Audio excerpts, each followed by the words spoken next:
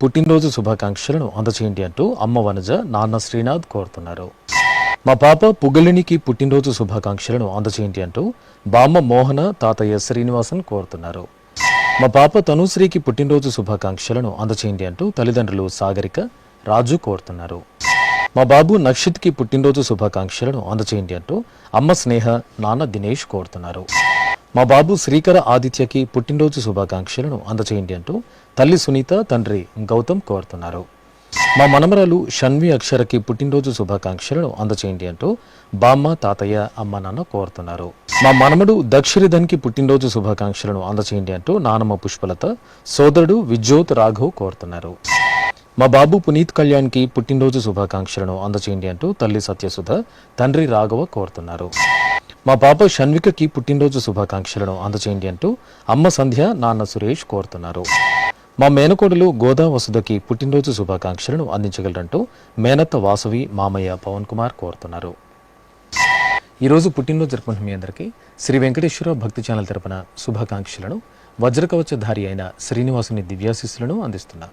ఈరోజు పుట్టినరోజు జరుపుకుంటున్నటువంటి మీ అందరికీ శ్రీ వెంకటేశ్వర స్వామి వారి దివ్యాశీస్సులు అందజేస్తూ ఉన్నాం.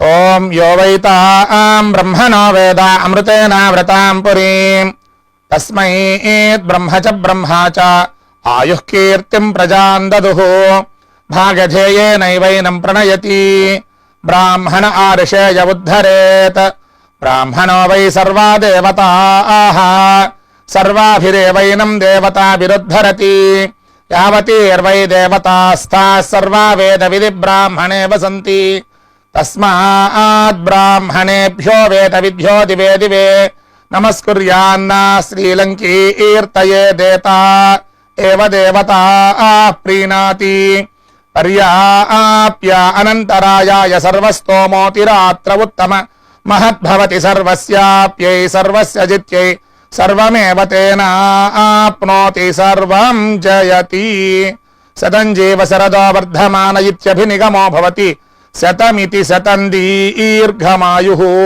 మరుతయేన వర్ధయంతి శతమేనమేవ శతాత్మానం భవతి శతమనంతం భవతి శతమైశ్వర్యం భవతి శతమితి శతం దీర్ఘమాయుః.